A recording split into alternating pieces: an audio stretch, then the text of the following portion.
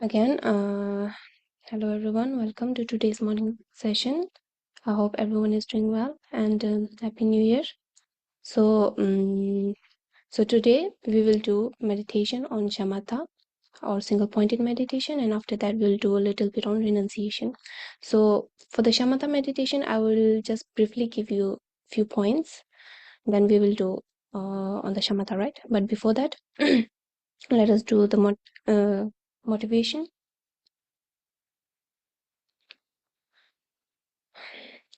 Okay, so why are we doing this practice today?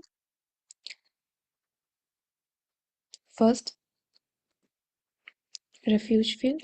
Visualize Buddha Shakyamuni, His Holiness the Dalai Lama, or any enlightened being you regard with veneration. Could be Prophet Muhammad, Lord Ram, Lord Krishna, Jesus Christ, anyone you regard with veneration. Imagine that they are in the space in front of you and they are looking at you with immense love and kindness, just like a mother looking at her own child.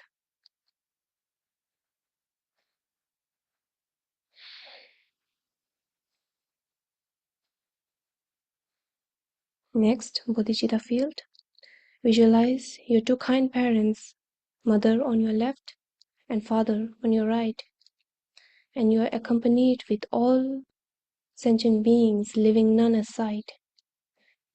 Animals, insects, everywhere, in India, in different parts of the country, the whole galaxy, universe, everywhere.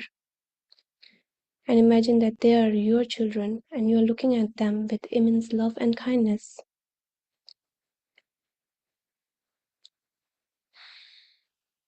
The purpose of this practice is to manifest the ultimate happiness, which is freed of afflictions, contaminated karmas, everything. We want long-lasting happiness.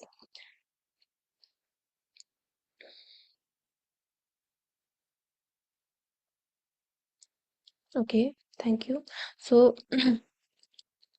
I'll give you 3 or 4 points for the shamatha. For those of you who are new, who don't know much about meditation. So the first thing about the shamatha meditation is body posture. So make sure your body is upright and you are sitting in a cross-leg position. And for those who have knee problems or back problems, then it's totally exceptional case for them. They can sit on a chair and stay as comfortable as you are. But make sure your back is upright. Okay, so the next is that your head should be tilted a little bit forward and your eyes should cast down. Make sure that your eyes is not closed, because for those of you who are beginners, if you keep your eyes closed and you start meditating, then there is much more possibility that you feel mental laxity and you feel drowsiness. So for the activity of the mind, to keep your mind fresh, you make sure your body is upright, okay, and keep your eyes cast down. I mean, don't close it. Then the breath, like your breath should be normal. Don't force your breath in and out like that. Just keep it normal, okay. And your tongue, it should touch the upper palate to avoid excess accumulation of the saliva. And your hands should come, your right hand on top and the left hand on the bottom, and thumb should be touching, making it a triangle position, and just rest on your lap. So excuse me, and your teeth and lips should be in the proper course. So the second point is the focal point. Since we are doing the single pointed meditation, so we need to keep one focal point. You can imagine a small white light dot, like around 2 to 3 mm right here. And one more thing you can do is you can focus on the breath. Like you can count the cycle of the breath, like inhale and exhale, with that is counted as one cycle. Then again inhale, exhale, cycle 2, then cycle 3. So if focusing on both this white dot and the breath is difficult for you, then you can just focus on the breath. Okay. Excuse me. And the so that was the second thing. First was the body posture, second was the focal point, the point that the thing that we are meditating on. The third is the identifying the error. So when we are meditating, we tend to get mental laxity or mental excitement. So make sure that like when you are getting, if your mind is too much active, moving here and there, like you are thinking too much, that is the mental excitement. And mental laxity, you feel heaviness, drowsiness, it feels like you are sinking, laziness and things like that. So that is the mental laxity. So when you're meditating, make sure you are identifying these two errors. It is very important, because if you don't do these two then it's just more like deceiving yourself and wasting your time, because you're not focusing on the focal point and you're just thinking different things, or you're just feeling lazy, drowsiness and every all that, and that is not meditation. So once you identify this error, then the fourth point will come, which is to apply the remedies for this. Okay, so first comes introspection. So introspection means whenever, like when you're meditating, every now and then check on your mind, check what it is doing, is it meditating or not. So that is the introspection. You have to keep an eye on your mind. Then when you find that it is on mental laxity or mental excitement, then you have to apply the mindfulness. It's like using a rope and tying your mind with that rope and bringing it back to the focal point, which was the breath and the white dot here, right? So make sure you're doing all these 4 points when you're doing the shamatha practice. Okay, so let's do it for like around 5 minutes. So, okay, let's start.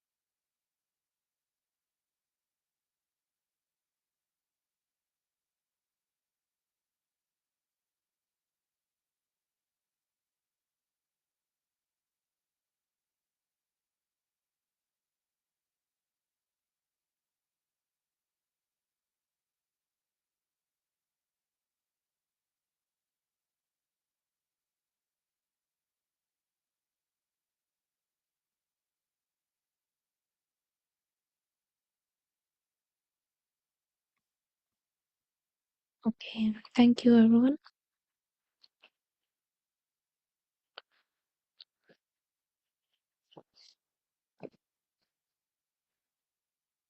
Yeah, so just now, thank you. So just now we did the meditation on Shamatha, which is single pointed meditation. And if you want to do the single pointed meditation by yourself when you're alone, then I would recommend you do it 21 cycle of your breath. That would be much better. If, like, make sure not to keep it long. The session should not be that long when you're alone. The main thing is we want the quality of the meditation to be very good, so it's better to keep the duration very short. For 21 cycle is fine. And when you're doing like if you're doing together with many people, like right now, 5 minutes is also fine. So yeah, and please don't forget the 4 points that I told you when you're doing your meditation alone. So make sure you're following all those 4 points. So now we will do analytical meditation, which is the renunciation. So just follow what I'm telling you. Okay. Okay, let us begin. Renunciation. What are we renouncing here? We are not renouncing our happiness. We are renouncing our miseries. And Buddha gave 4 main reasons for the causes of miseries. Seeing impermanent things as permanent. That is the first one. Number second,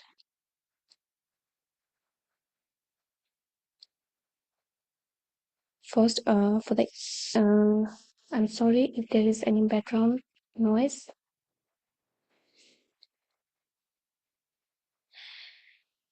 Seeing impermanent things as permanent, like what? For example, your mobile phone.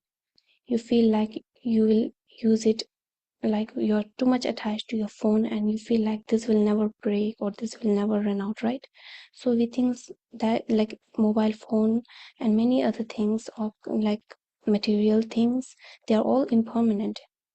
But we see things as impermanent. We see people as permanent in our daily life. We are so much used to that.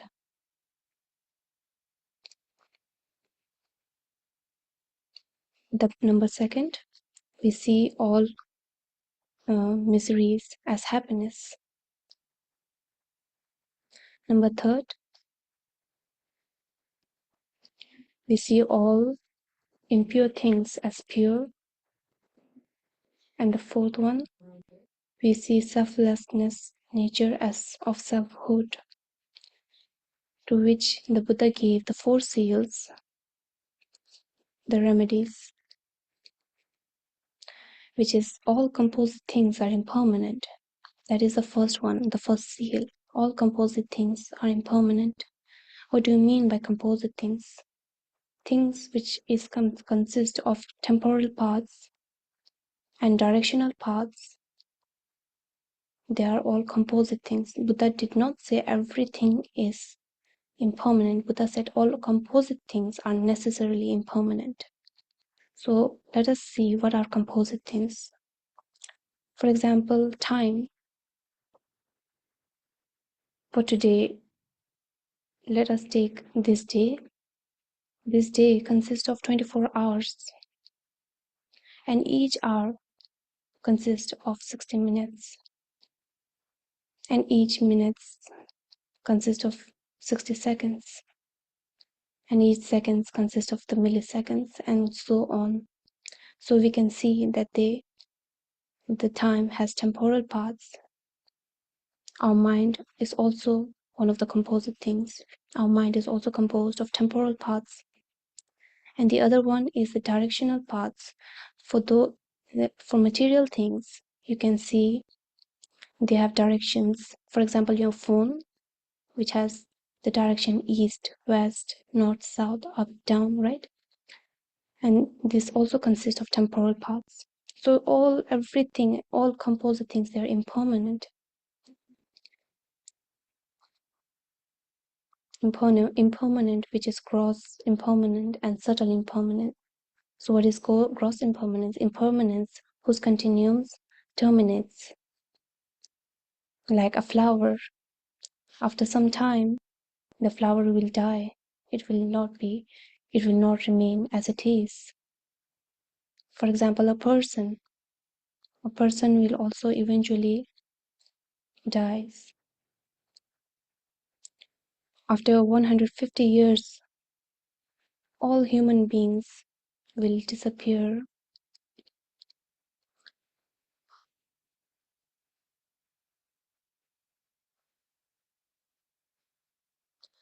The second seal, all contaminated things are of the nature of suffering. Contaminated, what is contamination? So, afflictions, contamination are the afflictions. What is afflictions?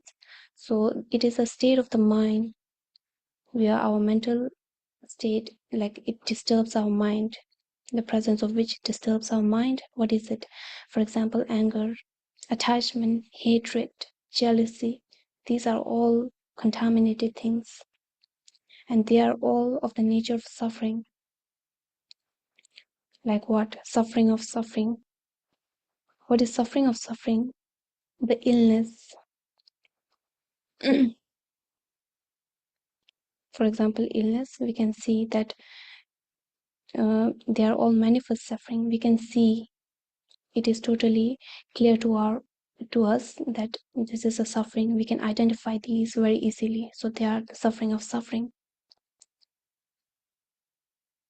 And the next is the suffering of change. We see many worldly pleasures as happiness, but eventually it comes to suffering.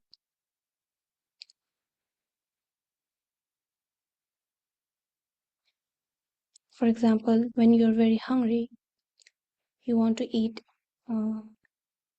let's say momos. You want to eat some momos and you're very hungry. So the first serving, it will taste so delicious, right? We take it as pleasure. The second serving, not that tasty compared to the first one. And as we keep eating more and more, let's say 50th, the 50th momo, it will be totally not tasty. You will feel like vomiting, right? So the first moment, it was very delicious, but the 50th moment, you don't want to eat that momo. And why is it the suffering of change? Because we see it as bait. When we are very hungry, we see that momo as the bait, and we take that bait, and then which leads to suffering in the end, right? So that is the suffering of change, which is a little bit difficult to identify. And the lastly is the pervasive condition suffering, which is very difficult for us to identify. So I will not dwell into this that much because it is very difficult for us to identify this kind of suffering. So contaminated things are of the nature of suffering. Now the third seal, all phenomena are of the nature of emptiness and selflessness. What do you mean by that? So today let's meditate on the self, the emptiness of the self. What am I doing? What are you doing? You're meditating. And how does it, how do you look like? How do you appear? So objectively real, grossly out there, no? But let's see if the object really appears out there or not, if it is intrinsically there or not. So for that we will do the ultimate analysis. We can analyze further by going closer to the object. Just picture yourself in meditative posture.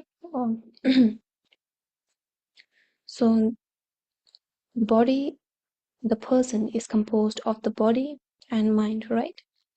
And the body is composed of the 5 elements. So let us see on each element whether the self exists or not. The element earth.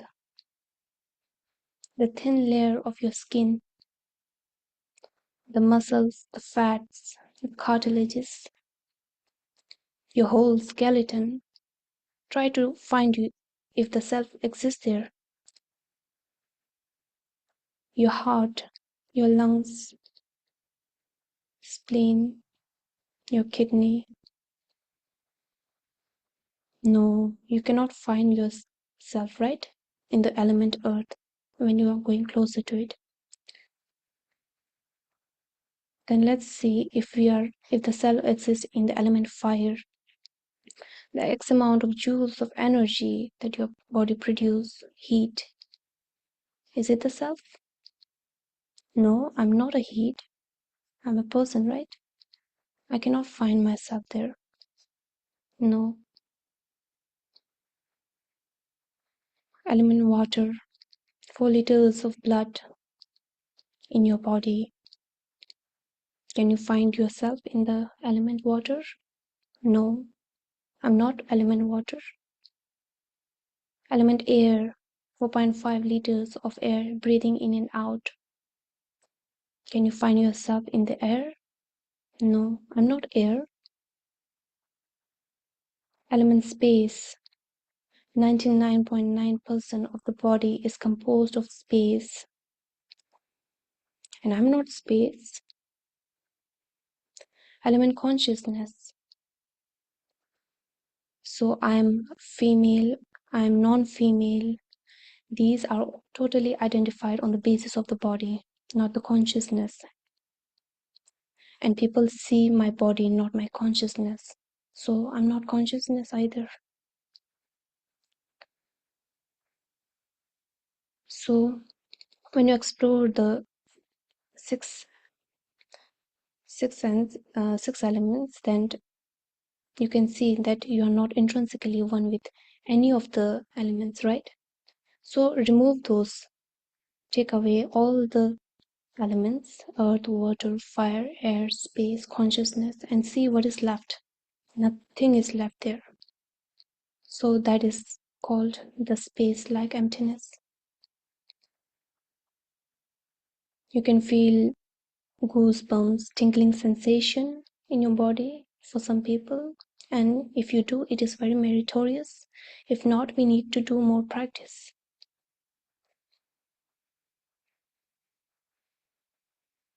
And when slowly come out of your meditation and see if the self comes back.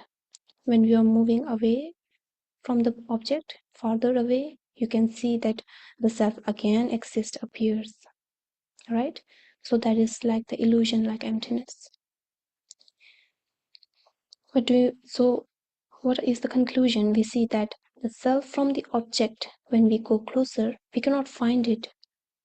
But as we move away, we find the self comes back. So that means objectively there is nothing out there. The self is totally existing on the subjective level. Likewise, all the difficulties, the fear, once you see that they are of selfless nature, then you totally become fearless. And it is a very blissful state, right? So that is the fourth seal, transcending sorrow is absolute peace.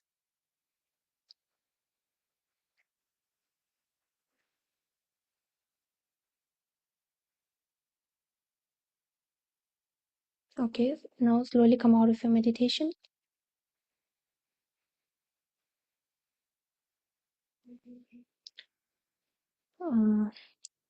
Okay.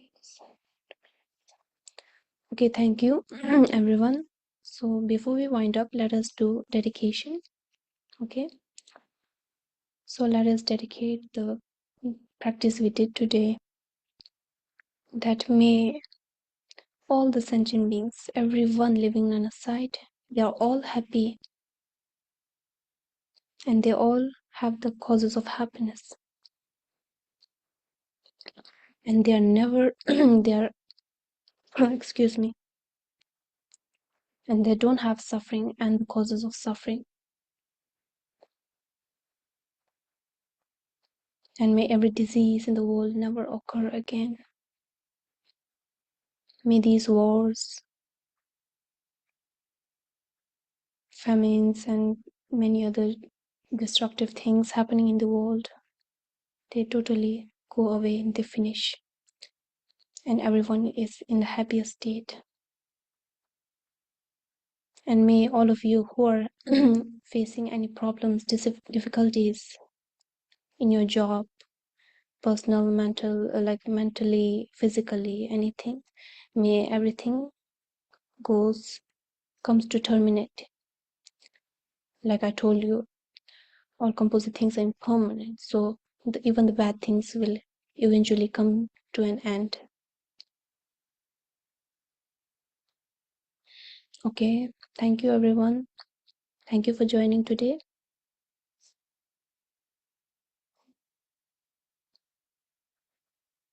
I hope I was audible during the session.